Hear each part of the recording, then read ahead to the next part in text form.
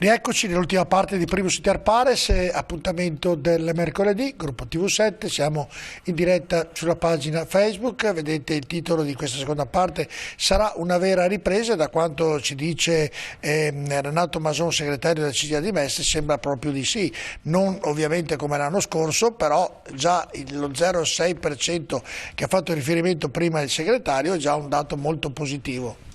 Sì, molto positivo rispetto agli altri, in sé è 0,6, ma rispetto agli altri paesi che normalmente sono nostri competitor... rispetto alla Germania che era leader... Decisamente positivo. Andiamo con un'altra grafica, eccolo qui, riusciamo a spiegarla bene questa... Certo, allora questa riguarda gli occupati. Noi sappiamo che la crescita economica di un paese provoca in senso positivo, induce sempre a un aumento dell'occupazione. È sempre stato così. Però lì manca la materia prima, mi sembra. Esatto, il problema è trovare manodopera.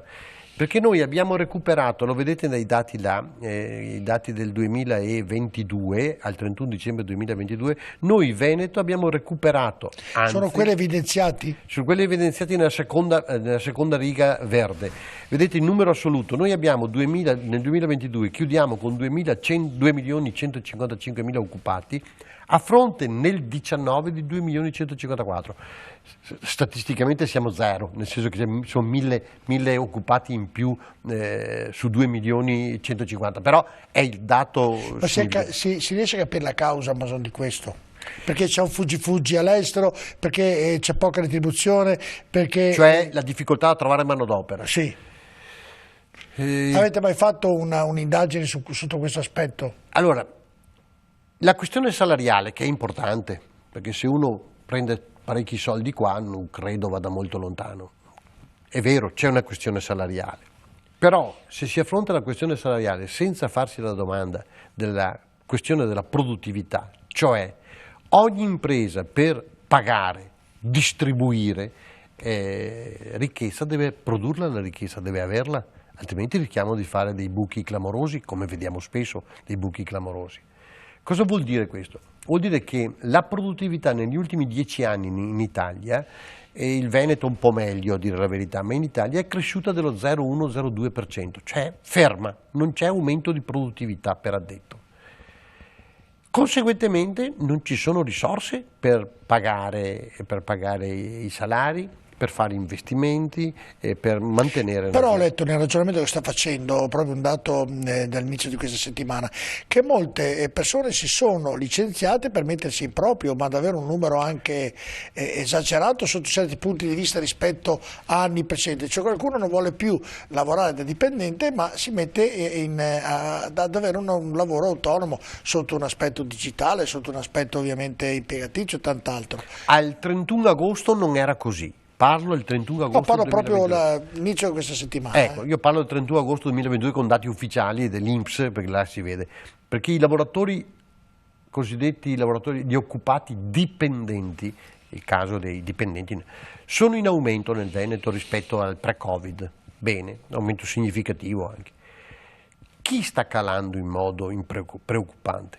I cosiddetti occupati indipendenti. Quelli a cui facevi riferimento tu, e cioè le partite IVA, che non sono solo artigiani commercianti, ma anche liberi professionisti, dobbiamo stare attenti, questo è il mondo dei lavoratori occupati non dipendenti.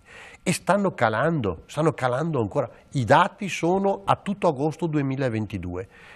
Non ho notizie che gli ultimi 4 mesi del 2000... No, è proprio inizio settimana questa notizia. Ecco, io spero di avere dati precisi e essere confortato anch'io da questa. Sarebbe una bella notizia. A oggi questa notizia io non sono in grado di darla né di confermarla, ma se è così è una bella notizia, perché la nostra crescita del Veneto, il miracolo del nord-est, è avvenuto sulle persone che hanno scelto di aprire una porta, come si diceva una volta noi veneti, cioè di cominciare un'attività in proprio, cominciarla a livello minimo e poi crescere. Andiamo nell'altra pagina, nell'altra slide. Eccola qui, sempre più complicate queste slide. No, sono semplicissime, do il giudizio subito, ma i dati ci sono, casomai se qualcuno è interessato può anche chiederli. Allora, questo vuol dire investimenti. Noi abbiamo avuto nel 2022 un aumento di investimenti particolarmente significativo. Investimenti pubblici o privati, qui dentro ci sono tutti. Io vi dico però che gli investimenti privati sono saliti di molto, gli investimenti pubblici non di moltissimo, nonostante il PNRR, che finora hanno fatto carte, ma investimenti pochi finora. O zero, hai ragione tu direttore. Allora, gli investimenti privati sono cresciuti, tanto che hanno portato a un più 11,2%, lo vedete, gli investimenti nel Veneto nel 2022. È previsto un calo di questi investimenti. Qual è il problema su questo? È che se gli investimenti sono investimenti in macchinari innovativi, cioè in innovazione, in ricerca, eccetera, noi consolidiamo il nostro sistema produttivo.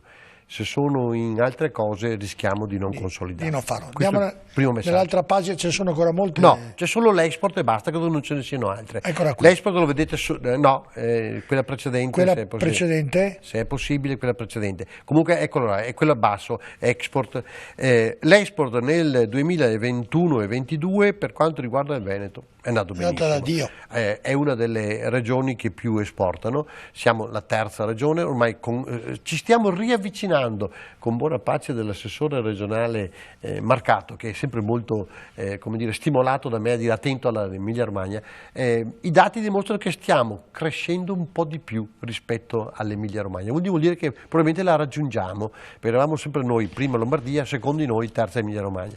Si è un po' ribaltata la situazione, ma è un ribaltamento su basi alte evidentemente. Assolutamente. Andiamo nell'altra slide. Quante slide abbiamo ancora? No, l'ultima è questa. Questa è l'ultima. Questo è uno dei fattori importanti per capire come andrà il 2023. Prima ho citato il credito, ho citato l'inflazione, la guerra. L'altro problema è il costo delle materie prime. E qui vediamo cosa è successo al 31 dicembre 2022, vuol dire 5 giorni fa, per dire in termini, qualche giorno fa. Noi abbiamo avuto nel 2022 alcune voci che sono schizzate fuori misura, che però hanno conseguenze sulla nostra economia. Cito, i fertilizzanti sono cresciuti del 164%, cioè 2 volte e mezza. Cosa sono i fertilizzanti? Uno potrebbe dire, ma non mi importa. Vuol dire tutto il mondo dell'agricoltura, tutto il mondo del cibo, tutto il mondo dell'alimentare, dell'agroalimentare, perché i fertilizzanti sono fondamentali ormai, quindi sono schizzati in alto più di tante altre. L'energia è aumentata di 2 volte l'energia, e i metalli 1 volta e mezza.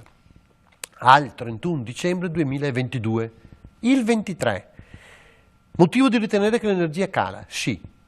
Ne facevi un cenno tu prima, direttore, il costo del gas abbiamo già visto negli ultimi giorni, perché ormai si va a giorni anche se bisogna stare attenti, perché c'è un andamento troppo altalenante. Costo dell'energia dovrebbe calare già con il mese di febbraio. Ha già iniziato ora un po'. È già iniziato qualcosa, ma non abbiamo ancora visto le conseguenze sulle nostre bollette, famiglie e imprese. Non abbiamo ancora viste. Quindi, quando arriva il caldo Esatto. Quindi questo dovrebbe calare. C'è un problema di costo dei metalli e dei fertilizzanti. Noi dovremmo in qualche maniera mettere in campo azioni a livello politico, a livello geopolitico, per fare in maniera che queste due voci, che sono importanti per noi, per la nostra economia italiana e veneta in particolare, devono calare.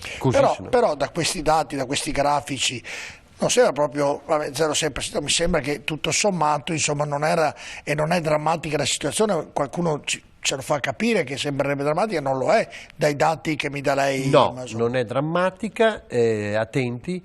Da dove escono risorse per un minimo aumento dei consumi e degli investimenti? Escono dai depositi bancari, cioè quello che abbiamo risparmiato, messo via, i 4.000 miliardi a cui facevo cenno prima, hanno esaurito nel mese di novembre-dicembre, hanno esaurito il loro aumento, la loro trend all'aumento, e si sono stabilizzati. Cosa vuol dire? Che risparmiamo di meno, siamo sempre i primi risparmiatori in Europa, però ho parlato dell'ultimo bimestre 2022, cominciamo a vedere che non c'è più quella corsa che c'era.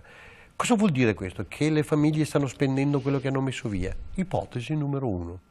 Che le famiglie hanno ripreso un po' di fiducia. Ipotesi numero 2, perché uno degli elementi non quantificabili da nessun dato, neanche dalla CGIA di Mestre, è la fiducia, la quantità di fiducia del cittadino e dell'imprenditore rispetto al futuro.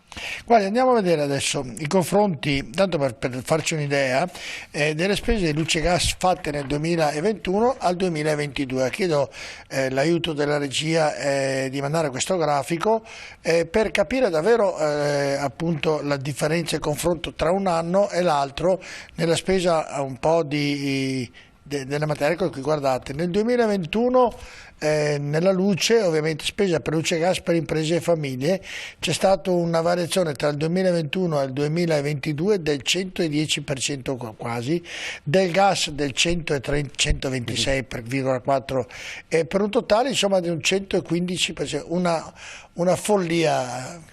90 il dato, questo è il dato percentuale, il dato quantitativo è 2022 speso per luce e gas rispetto al 21 più 91 miliardi di euro, c'è una cifra enorme, non a caso l'intervento dello Stato che ha... Ma c'è stata una speculazione fuori da ogni limite, davvero una speculazione incredibile qua a Amazon. Secondo me sì. Non è solo la speculazione, però ecco, dobbiamo essere molto franchi, perché oggettivamente il costo della materia prima, il costo di vendita sul mercato, il costo del trasporto, le difficoltà internazionali, la Russia-Ucraina, eccetera, ma c'era già prima della guerra il sentore dell'aumento di questa... il sentore, c'era già un aumento, sì, non di questi termini. Non di questi termini, non esatto, c'erano, esatto. Però c'era già certo. l'andamento che indipendentemente dalla guerra ci faceva capire che ci sarebbe stato un aumento comunque consistente. Il post-Covid... Ed era, mi sembra capibile, sotto un aspetto speculativo. Il post-Covid speculativo o comunque aumento dei consumi, la stessa quantità o regolata la quantità di immissione sul mercato di energia evidentemente provoca degli squilibri economici, e là si annida la speculazione. Motivi oggettivi ce ne sono stati, scusa, termine più corretto, motivi spiegabili ce ne sono stati, poi nobili nel senso spiegabili, poi ci sono anche quelli ignobili e quelli evidentemente e quelli non sono un po' più difficili da spiegare, bisognerebbe entrare, essere un uccellino come si dice. Ma senta Mason, nel 2000 adesso il gas sta diminuendo e sarà una diminuzione che avrà una costante oppure avremo anche qui sbalzi, la CGA prevede che ci siano degli sbalzi, cioè dice adesso che termina il consumo del gas lo diminuiamo, poi quando sarà agosto che inizia a settembre di nuovo l'aumento, la aumentiamo, oppure questa diminuzione avrà una logica di costanza per rassicurare ovviamente gli utenti di questo?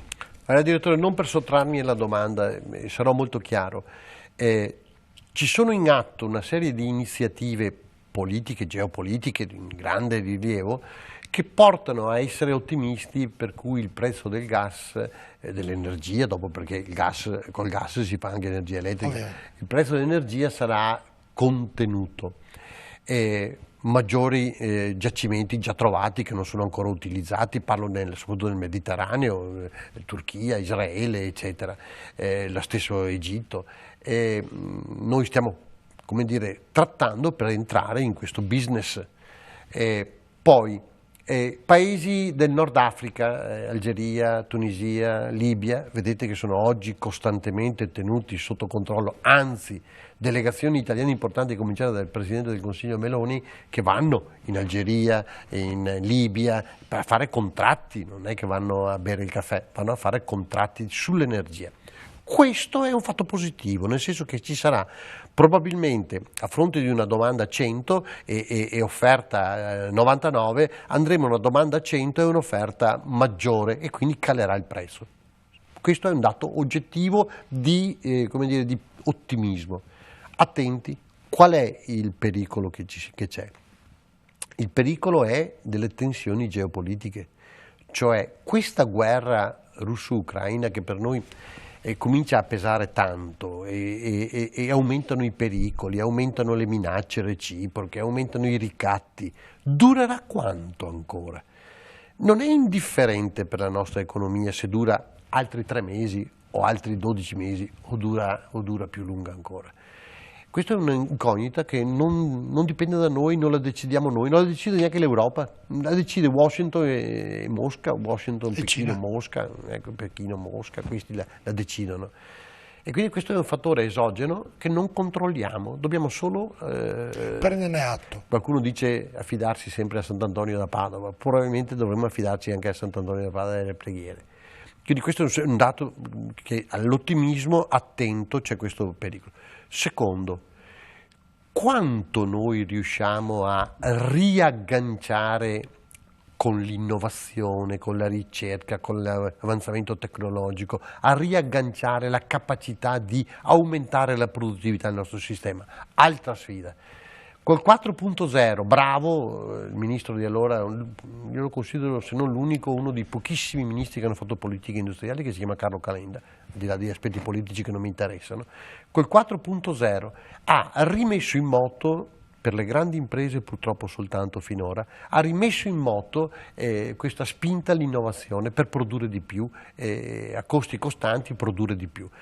Riusciremo a far calare questa politica 4.0, politica industriale 4.0, anche sulle medie e piccole imprese, che vuol dire il 99,7% delle imprese italiane?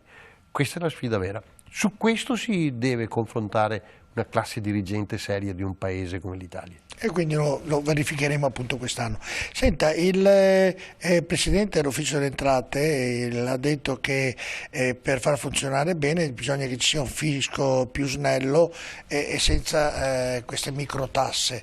E ha detto anche, ovviamente tagliando ovviamente le cartelle esattoriali, sarebbe un bel contributo per migliorare anche l'Ufficio delle Entrate, per snellire il lavoro.